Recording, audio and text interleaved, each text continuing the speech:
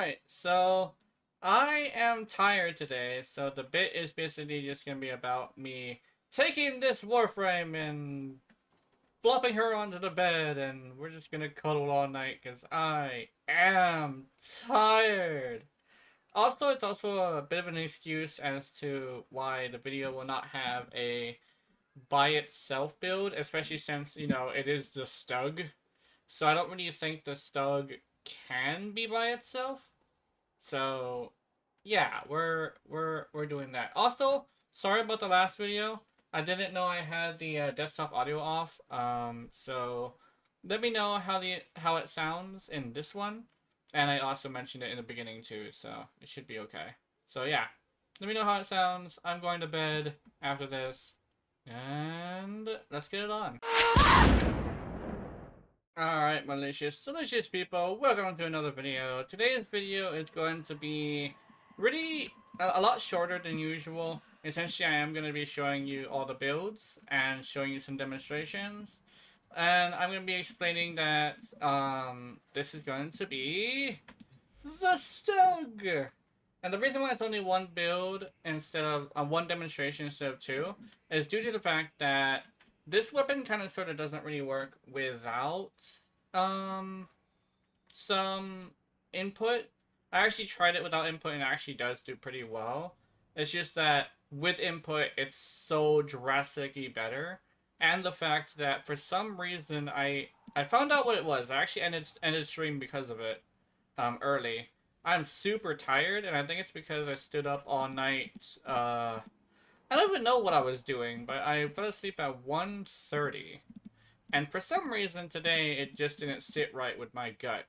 Either that, or whatever I ate kind of sort of made me tired, which is interesting. It actually is a thing that can happen, by the way. Maybe too much starch. But, yeah, we're going to show you the demonstration. The Stug basically has a regular shot, which is, I believe it was fully auto to beginning with. And it also has a charge shot, which we'll be completely ignoring, but I want to show it to you. There we go. See? Charge shot, and that's really nice. Okay. We're also going to be going with the blast build, which, usually I start off with, viral heat. It just doesn't... Oh, it's doing this again? Hold on. I need to figure out why this is happening and fix it. Alright, I fixed it. You suck them in. There, you're shooting at them. Okay, you're going to suck them in eventually. Suck them in, please. Kazu Prime, do your job. There we go. What you gotta do with the Stug, because it collects all the projectiles into one big projectile, on top of the enemy, is you want to basically paint people, right? You want to glaze a bitch all over the body, as if it's a full-on, absolute one-man bukkake. So that's basically how you use the Stug. As you can see, even if it is using blast and a full like everything, it still kind of sort of is a little not good. As you can see, I actually got it to kill pretty easily on stream today. Let's see. Can you kill? Can you kill? I want to. Okay, it's. That killed. Okay. So the reason why we're going with blast is just because blast is just that good. And this is basically going to be what is going to be actually happening in missions. So, as you can see, it's pretty good when all the enemies are around the actual average of what you're going to be seeing. And then you got bombards and heavy gunners who just refuse to die. Dying is an option for these people, isn't it? There's the last one. I might bring a melee with me just in case. You know what? No. I'm gonna power through it. Stug only challenge. 5 minutes of survival. Let's do this. My dumbass forgot to mention, and we're not gonna start it yet. I am using Saren, with a copy paste build, which is usually what I usually do. But the copy paste build is a copy paste for a reason. Just because I want power strength and some survivability. I love survivability and power strength at the same time, so that's why I tend to use copy paste. It's just that good. But let's see. As you can see, it's much better with Saren's explosions. I just wanted to, I also think I might have just wanted to show you what the weapon can do by itself. Because I was basically on autopilot. There we go. I usually have Roar on here, but I decided not to use Roar. I actually leveled up a separate Saren. So now I have my nuking Saren and this Saren. But as you can see, Saren's doing pretty good. She's doing very nice. It is basically just a Saren build at this point, just because, you know, it's technically Saren's carrying the weapon, since guaranteed toxin procs can be pretty deadly when you stack them up. And I do believe I do have a Bane mod. No, I changed out the Bane mod for an Elementalist mod. Never mind, I was wrong. I forgot about that. Oh, leveling. I thought I lost my weapon or something. That was weird. But yeah, I'll meet you in Acolyte, and we're gonna power through it. Whether I win or lose is up to, I guess, whichever one shows up. Oh, there he is. I thought I was not gonna get him because he showed up like 5 minutes. I got some misery. Yeah, I think I'm fucked. I'll try my best. Let's do this. I'll literally try my best. I'm gonna be dodging like a madman. Alright, let's see. Oh, you got... also I do not have Prime Shielded on this because... I didn't want to fully build her. I didn't want to invest that much. Oh! Into a Saren that I'm not really gonna play. Okay. Come on, come on. Come on, 18 seconds. 18 seconds. Or was it, is it like 30? I think it's 30. 30 seconds! 5 seconds! Yay! Let's get the hell out of here! I killed an Acolyte with the Stug. Technically with Saren, but still, I killed it with the Stug. Alright, so that was the Stug. And just to explain a little bit, I would say that the reason why I am doing a video like this instead of a Kodo weapon is, for one, somebody requested this when I was asking for input, and for two, I have this thing where, you know, I'm a whale, right? So I buy platinum. It's getting kind of expensive to build Kodo weapons. You know, I need 5 Forma each time, right?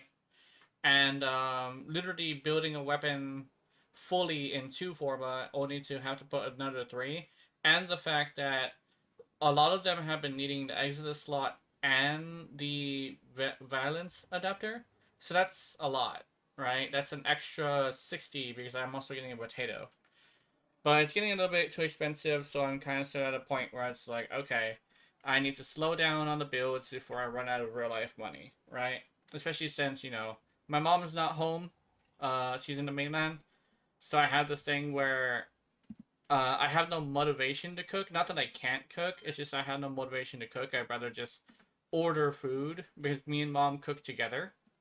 So I have this thing where it's already expensive, right? So yeah, that's basically the 2 reasonings as to why. Not necessarily an excuse, but a reason nonetheless. But yeah, on back to the topic. We're gonna go to the Stug. You're also you're probably gonna be very curious about the Saren build. I'll show you the Saren build right after the Stug build, but here we go. The Stug is gonna be with Heated Charge, Scorch, Frostbite, and Jolt for Blast and Corrosive. Also it's gonna bring the where'd it go? The status to 28%. 28% is not that bad if you were to use an AoE, right? So because it's an AoE, this is worth it, believe it or not. Plus, it really, I mean, you can't really up the damage in any other way, right? Besides maybe a Bane mod. But we're not using a Bane mod. We're using Prime Target Cracker for more crit damage. We're using Pistol Elementalist for more elemental damage for when a status hits, and some reload speed. We'll be using some Hornet Strike for damage, upfront damage, and we'll be using Lethal Torrent for multi-shot and fire rate. Fire rate very much helps, but I don't really know if the multi-shot does, because the Stug is in a weird place where the bullets kind of sort of combine into one blotch. So I don't really know if multi-shot even works on this thing. I didn't test it either, so sorry about that. But if you know, let me know, and I'll see if I can. Uh, I'll see if I can remember that input. Also using secondary innovate to make it orange crit and sometimes red crit, which is very nice. Even if it does have a critical multiplier of like 1, which is no, here you go. The chart, the radio attack, it's over here. It's actually, is it 1? Wait a minute, is it only 1 on what? Does it not increase the critical multiplier? Oh, that's stupid. Sorry, I guess, oh, okay. Anyway, let me put that back. Let's move on. Oh my goodness. Okay, we're using Saren Prime, who's gonna be built like this. She doesn't have Prime Shielded, as I said earlier. She has Dreamer's Bond, since this is gonna be a cheaper build with only 1 Forma. She has Augur Secrets and 2 Umbra mods, Umbra Intensify and Umbra Vitality, for 179 strength. We're using Fast Deflection, Vigilante Vigor, Arcane Aegis, and Prime Redirection for a lot of survivability. As long as we don't get hit that often, we should be good. And we also have Rolling Guard for our little panicky moments when our shields drop, but we look up to the top right and see, oh no, our shields aren't going up. So we're going to have to use Rolling Guard to recover our shields, which is very nice. I probably could cast an ability to do that, but I find that because it doesn't like trigger the recovery like Aegis does, it kind of sort of has this thing where it's still like you're only going to survive like a couple more hits if you're not careful, right? So yeah, we're also going to be using the Nautilus Prime built like this. Cordon on the top left to make Cordon happen more often. Assault mode on the top right to make it attack when Cordon is on cooldown. Manifold Bond to basically allow it to decrease its cooldown every time we kill an enemy that does 3 or more statuses. And it will have Vacuum for ammo economy. If you want to make this even better, you can put Contagious Bond, but I took it off just because I wanted to see what it could do without it. And Tenacious Bond is only if you want to use just the Cordon with like another weapon, right? But speaking of the weapon, we have Hellstrom, and we'll be using Malignant Force, Rhyme rounds, Thermite rounds for viral as well as status. We'll be using Split Chamber for multi-shot to provide NPCs to get up and up. We'll also be using Hornet Strike for heal and crit damage and status chance. We're doing status chance, we can add chance up to 180%. We're using Magnetic Capacity for magnetic damage, magnetic capacity, which will help us fire more shots down the lane. We're using Radiation and Radiated Reload for radiation and reload speed, which will help it fire more often. And we'll be doing some Vial Acceleration for more fire rate to make it fire faster. And the minus damage isn't really a non-factor since damage is not the point. Well, that was the build. I guess it's a more positive version of an April Fool's build. Sorry about the Wukong one. I have this weird stick up my ass every single time I do a April Fool's build, but also I think I mentioned this last time, so don't worry, I probably won't mention it next time. But yeah, this isn't very good. Also, again, actually I'm not sure if I mentioned it, but again, if I did, thank you to Base for asking me to do this, as I'm pretty sure Base is probably watching today. So, hello Base, hello. Anyway, have wonderful, wonderful nightmares. I will see you in them. Remember to watching my content. I know you're into it. Honey, honey. Good night.